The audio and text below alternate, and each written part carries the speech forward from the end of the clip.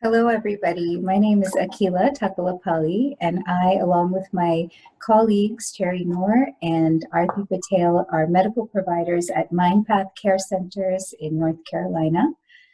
Throughout the year, we see a variety of mental health issues and treat a wide patient population. But today, we're here to discuss the topic of mind care in the Asian American community, and especially during this time of COVID-19. So first, I want to start by saying that the Asian American community is wide and large and unique in various ways.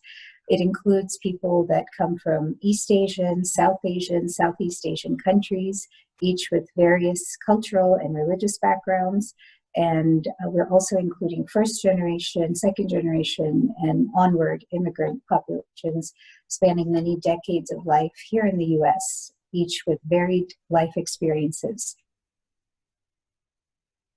We can't just speak for everybody, but we hope that today's conversation, in which we're going to share our experiences and knowledge, can help increase understanding about mental health in this community, as well as shed light on the impact of COVID-19 on this particular community.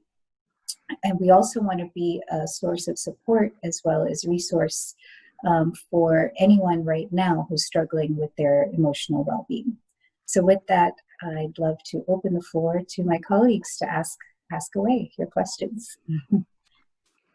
So I have a question.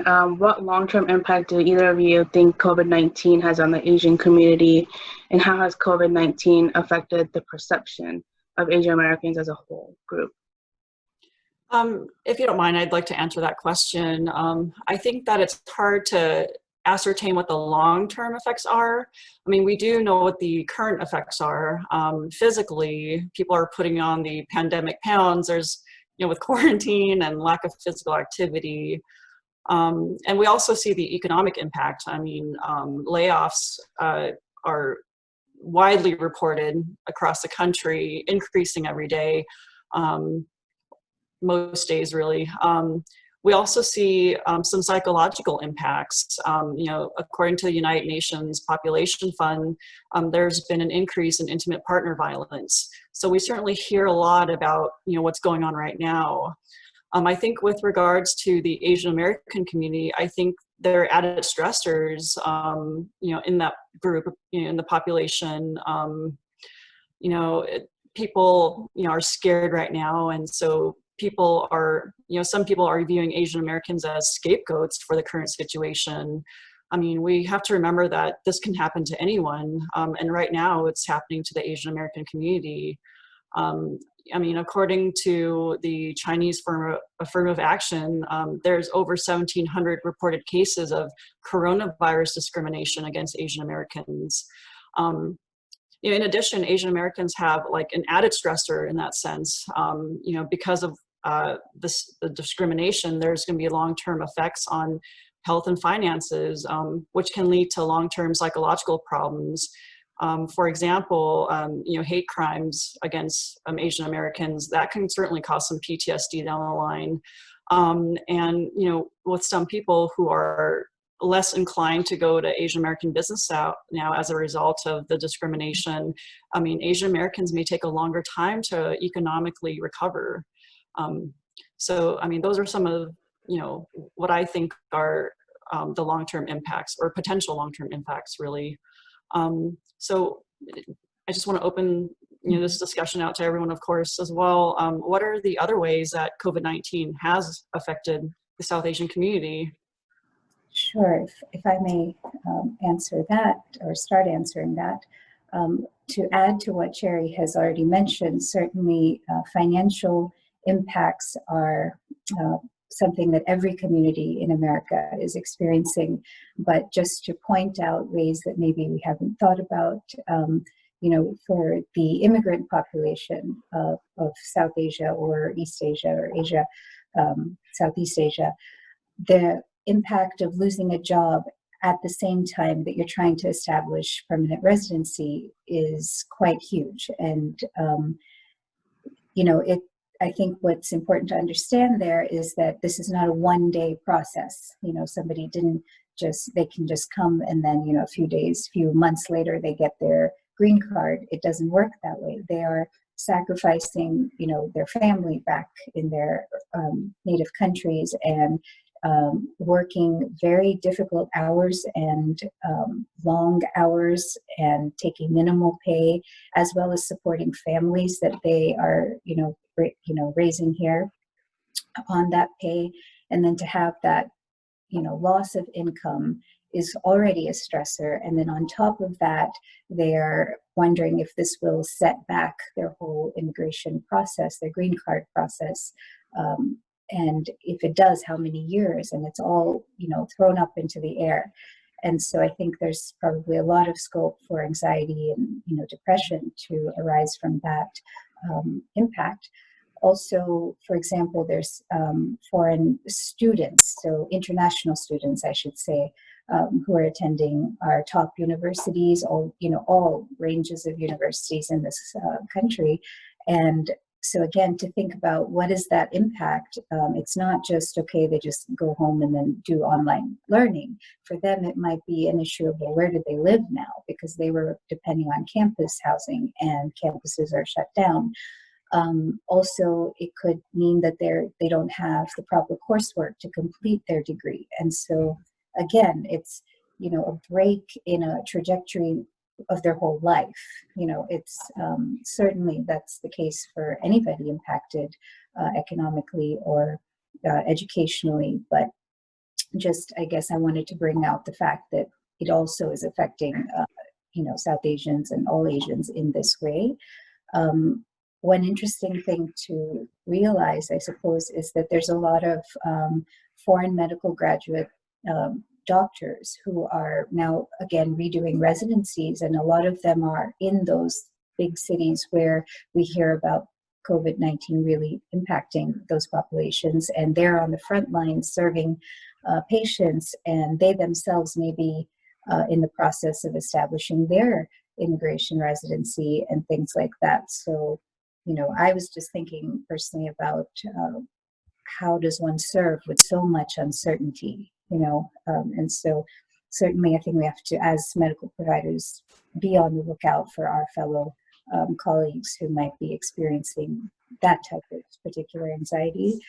Another interesting thing that came to mind is that I know growing up for myself, our family would go in the summertime, and being that it's summer now, we would go in the summer to see our families, to see our, grandparents, to see all the extended family like once a year, or it could be not just once a year, but once in 4 or 6 years. And so then you imagine, okay, this summer is out. So then when do they get to go next? Maybe next summer is out as well. And so it can really be a big impact on those who are still establishing themselves in this country and struggling and need that connection.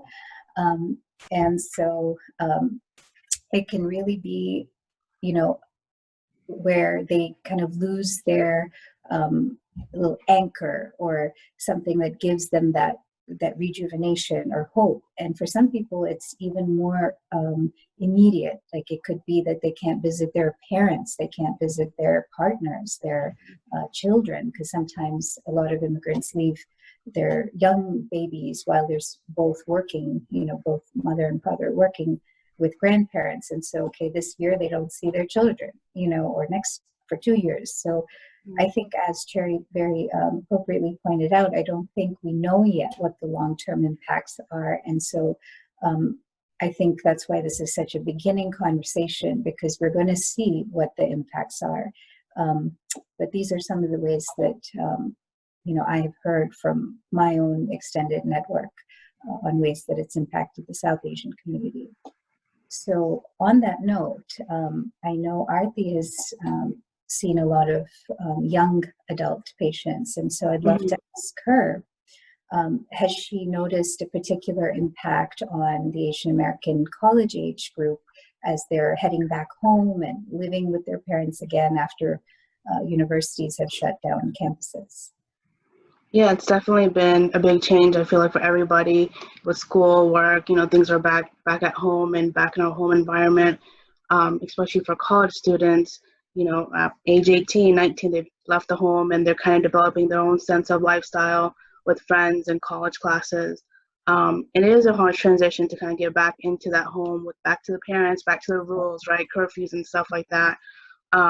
So I have seen many people that have, come see me, and they do have that hard transition of coming back home and kind of adjusting themselves. Also, like you had mentioned, in our Asian community, mental health is still seen, a really big stigma or a taboo. So a lot of Asian American college students kind of take the chance when they get out of the house to kind of fix their mental health, kind of work on it. But when they come back, they kind of have to readdress it with their parents or loved ones. So I have seen a lot of times it's kind of hard for them, to come home and avoid those thoughts and feelings they have, which are easily, possible when they're away and able to use their friends, professors as a support system. So I have noticed that a lot of times they're having a difficulty having that conversation with their parents, that, I did see a therapist, I do go to therapy, or, I see a psychiatrist, I do take medications for, such and such. But it is a conversation we do need to have, especially in our community, which, it's seen as such a huge stigma even till today. We don't talk about it. Even my personal, as being an Asian American, we don't talk about it. It's just something you kind of brush under the rug, and that's how you deal with it usually. And it's unfortunate that's the case. But in my case, I have a lot of times talking to patients' parents, in appointments, and kind of start that conversation with them to kind of help the individual kind of bring it to their parents, because they don't know how to bring it. It's a hard conversation to have when you grew up never thinking about it or talking about it, and it's just not being a conversation at the dinner table. So I always tell everyone that it is a difficult way to have that conversation, but it's good to have those resources like your therapist, your provider, even having a friend or a family loved one that you can bring to the table and start that conversation. So those are some tidbits or resources that one can kind of incorporate to begin that talk. But it's hard to kind of approach that situation in general because of just the taboo we have. But how do you think that could be approached overall in our community, like in the South Asian community? Yeah, I can start that. I think to be able to, or before maybe I can answer that, or we can all answer how to approach it. Right.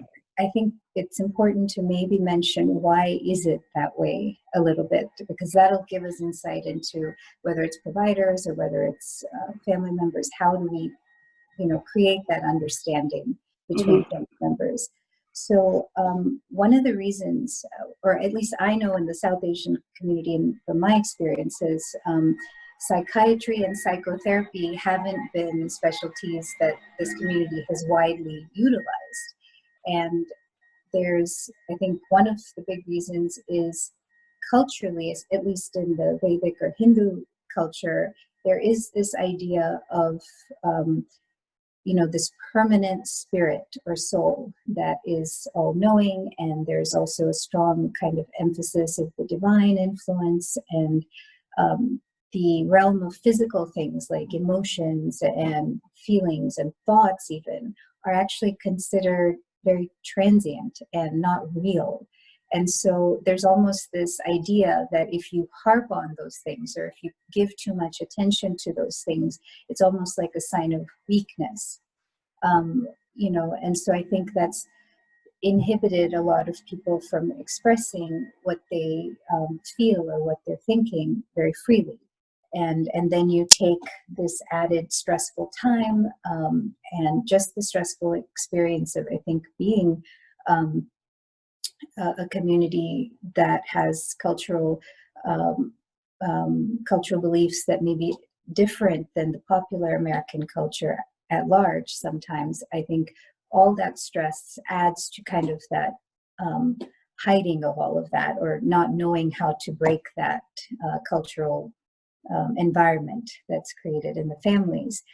So you'll often find, and some of you probably have experienced this, that a lot of the Asian patients will come in complaining of physical symptoms. At least I know in South Asian patients I've had have done that, almost as a way to kind of explain, okay, why are they at all anxious or depressed? Like there's no other reason, that they should be. So I can, so I always kind of have my ears more alert for what are they really saying to me, and I try to pull that out, as, without putting too much emphasis on it initially, so that they feel comfortable opening up. And then I also find that if those patients do seek out psychiatry, for example, medication may still not be trusted, use of medication. I think one of the factors in that is that, for example, in India, there's a whole different medicine system which has been around for ages, known as Ayurveda, for example, and there's all these other practices of care like yoga and deep breathing exercise and all these, which are natural ways, are considered natural ways of aiding the body's healing process.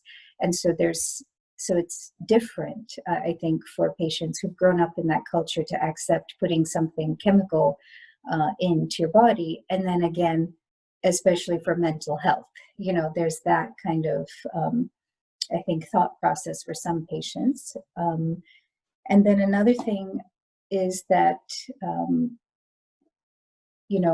I think this pressure maybe in the older generations of South Asian immigrants, and probably all Asian immigrants, to be this successful immigrant group here. And so what does that mean? I think obviously they have sacrificed so much to come here and then they've struggled in different ways to feel secure here, to have a life here, to have a community here. And so I think it was, it's, speaking about ways that you're not happy or are stressed was almost a way, you're letting other people know that, okay, maybe this wasn't all that it was worth, all that it was chalked out to be, or maybe not even that drastically, but rather, that somehow you're not doing your best here. And part of that could be, pressure from the family back home, in the sense not that people are calling and saying, okay, you better be happy or something, or you better not be stressed, but more so, I think, or something to point out at this juncture is how important what the family thinks of an individual I know certainly the South Asian community, but Cherry, you might be able to give us more insight into your perspective as well, but, how important what parents think, what the extended family thinks about an individual's life is, I don't think, unless you've been in that culture and grown up with it, I don't think it's easy to understand that pressure. And so, these are all different factors that play into probably the difficulty of breaking into this specialty for a lot of people from this community. And the other big thing maybe to think about is language barriers. So, if somebody is not comfortable expressing, especially feelings and emotions and life situations in English, then it's almost, they feel it's pointless. And perhaps all of us always haven't had sufficient resources in terms of language interpretation and maybe even cultural competency to address the wide variety of patients in this population. So yeah, I've definitely seen the language barrier for sure. And it's kind of hard because the way we might express something in our South Asian community or East Asian community may not be a way that is easily be able to communicate in the words we usually use on an English basis. Exactly. I don't think we have certain words in our language that we have in the English language, so it's kind of hard to translate that. Right. So to have that, resources for the languages, I think is definitely helpful. Sometimes, especially having, providers like us are able to kind of help in those situations. Right. I was going to add one more thing really quickly. Sorry, Cherry, I think you had something to say maybe, but I wanted to point out, and you had mentioned this already, Cherry, about intimate partner violence. And, you know, if anxiety and depression and even ADHD are one level of, you know, don't talk about that to outside people, you know, if there's that sense with those, domestic violence, intimate partner violence, sexual assaults, those are a whole nother level, you know. And so there is domestic violence, there is, you know, all sorts of abuse in all populations, and so certainly the South Asian community as well. But I think there is an added pressure not to speak out because of some of the things that I mentioned, especially the, you know, the concept of, would this spoil the name of the whole family, you know, the entire extended family if this came out. And then another unique thing I think I should bring out is that in the South Asian community, this is, you know, for providers also to know, be aware of this, there's also some unique potential for emotional, verbal, or even physical abuse by the in-laws of a wife. So, and this comes, you know, from an antiquated idea of what a woman is in a marriage. And so some of the remnants of that can lead to that. And surprisingly, it can happen to people in this day and age, you know, and it's so antiquated, that thought process. And this is happening to educated women, you know, just the so-called successful women. And so it's even harder, I think, for them to speak up and say, wow, something like this is happening. So I think just being aware is a huge step in, opening Absolutely. that. Yeah, to add to what you're saying, you know, it's all about validating, right? Acknowledging and validating how people feel. You know, there's also some guilt that kind of goes with feeling bad about, you know, your in-laws and talking to you the way that they do. Like, there's, you know, effects on self-esteem. So it's very multifaceted, and we just have to, you know, normalize how they're feeling and find ways that, you know, they can process this emotion and to heal from it, really. Mm-hmm. Yes, you're absolutely right. So I wanted to continue this conversation by asking either of you, what would you give as advice for individuals who are maybe facing difficulty bringing up this topic with family members, loved ones, or even friends? But I guess particularly family members who have some of the beliefs that we've been talking about. I personally think that, you know, having that open communication is key. You know, because it is a taboo, we sometimes kind of hesitate to even bring it up, thinking that, you know, my parents aren't going to accept it. They're going to yell at me. They're going to think, well, what's wrong? You know, you're probably just being lazy in school, college. You know, it's life. You know, kind of brush it over. It's fine. Which is what we kind of anticipate the conversation leading to.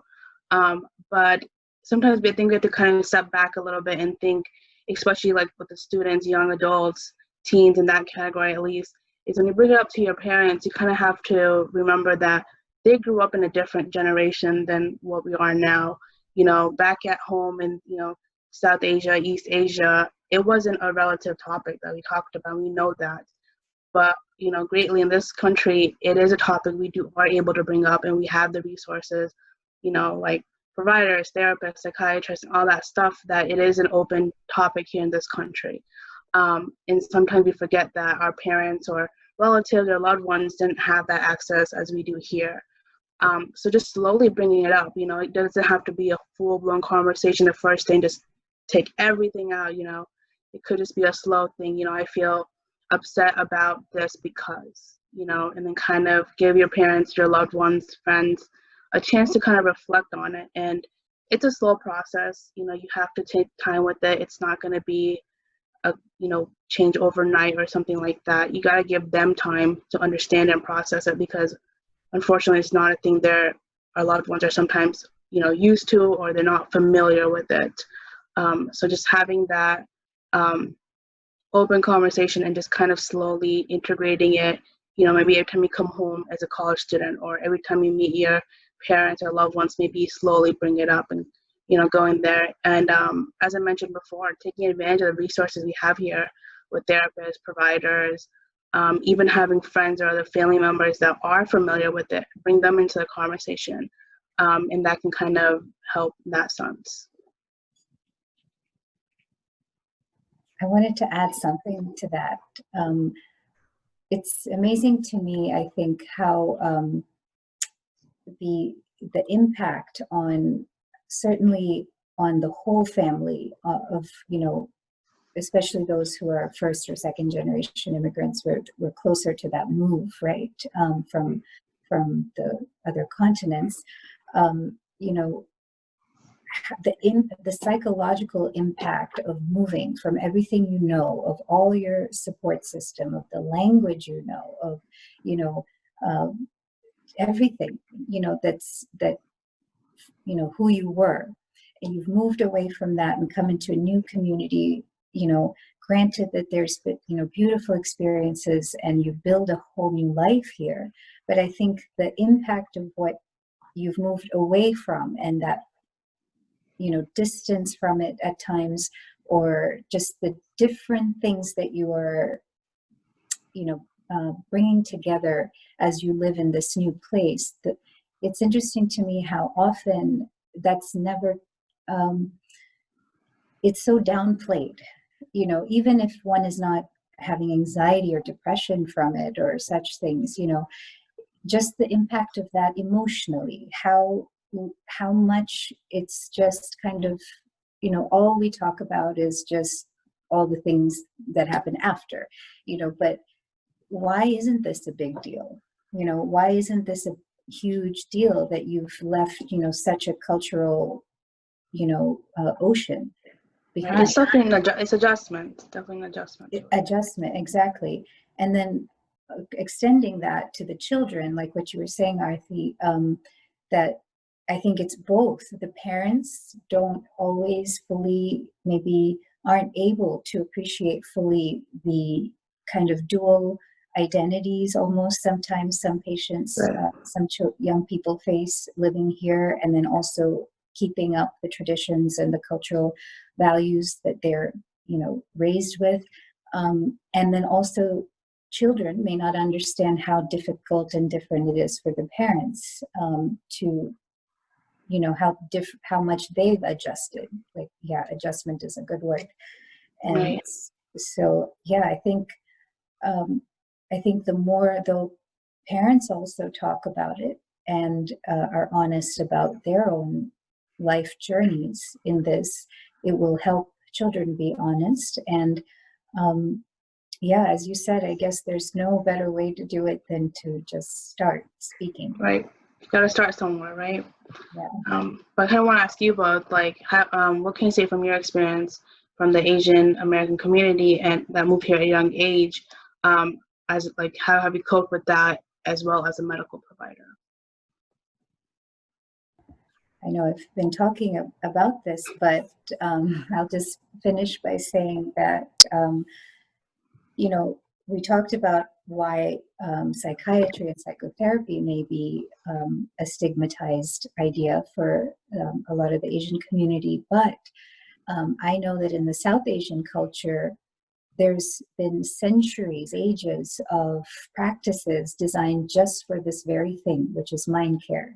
And this includes, deep breathing exercises known as pranayama, yoga, meditation of various kinds, this very strict adherence to sleeping and waking up at a regular time, eating at a regular time, eating certain foods that'll make our minds more alert or keep our minds more fresh.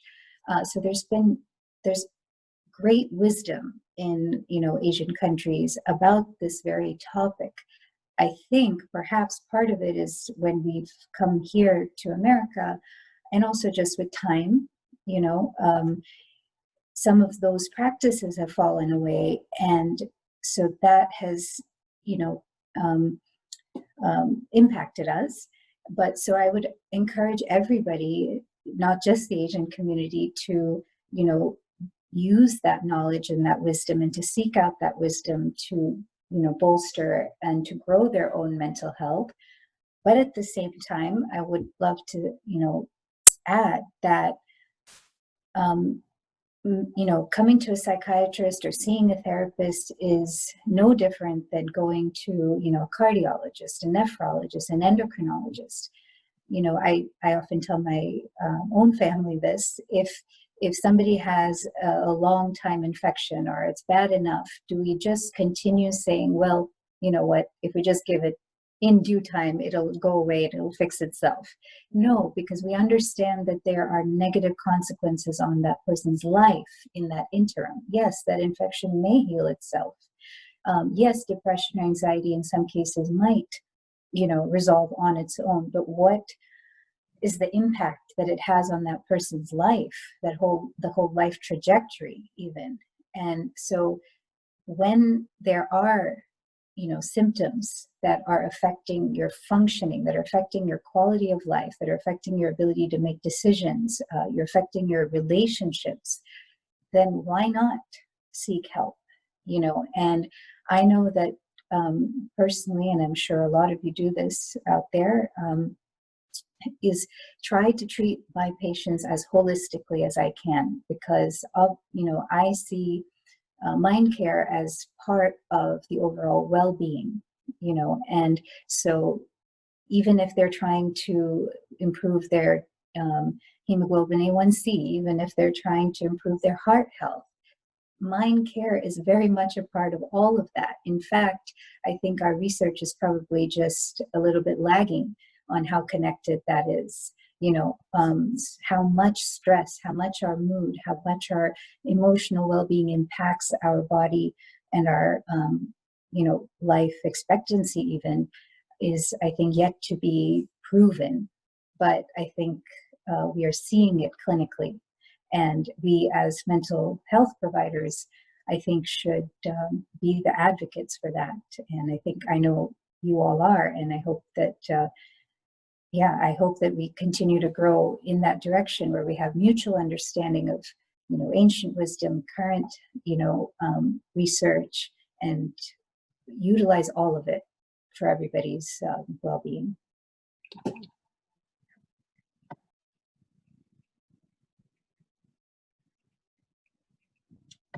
And so I wanted to also ask this other important question, because I know we've started this discussion with some of this, is what are some other ways that Asian Americans can respond and raise awareness about racism due to COVID-19?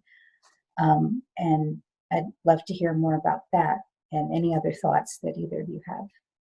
Yeah, just to kind of add to what you and Arti were talking about, it's about communication, right? It's about talking about it openly, regardless of how uncomfortable it may be in the beginning, but just, maintaining that conversation is really important. And there are some other ways in which we could raise awareness on how COVID-19 has impacted the Asian community. There are a couple of campaigns out there. There's Wash the Hate, which is a campaign that was started by Asian Americans who, while they're washing their hands, they're talking about their experiences with racist encounters, after COVID-19, perpetuated by COVID-19, really. And there's also a campaign started by the Chinese for Affirmative Action called the hashtag Stop AAPI Hate. AAPI stands for Asian American Pacific Islander. And that's a resource for Asian Americans to report the hate crimes that were enacted against them. So just in addition to social media, documenting what has happened, I think those are some ways that we can affect the change or raise awareness. And I think as mental health professionals too, what we can do to affect change against racist encounters, we all know that hate is a very destructive emotion. We can provide patient education on how stereotyping can lead to scapegoating, which can, as history has shown, can potentially lead to systematic racial injustice, and it's very extreme end, but it can certainly lead to it. Like I said before, we can acknowledge and validate people's emotions and help them engage in mindfulness, as you were talking about, Akhila, with like mind care, and offer a solution-focused therapy to provide a more constructive outcome, reversing the destructive emotion of hate. That's a Yeah, I great. definitely agree with that. And I kind of just want to make a point that, especially in our community, in the Asian American community, that, we don't let the psychiatric diagnoses be our identity. That is not your identity. That's not what everyone's going to walk around and say. That's not you. That is just something I'm sure all of us, that we want all of our patients and everyone out there to know that's not something that we want you to have in mind. That's your diagnosis. That's not your identity, nothing like that. Yeah, I think that's a great point, and I think particular to our community. I think that's part of probably that stigma that has been there. So yeah, I'm excited to continue this discussion as we see the impacts as well. Thank you, guys. Thank you.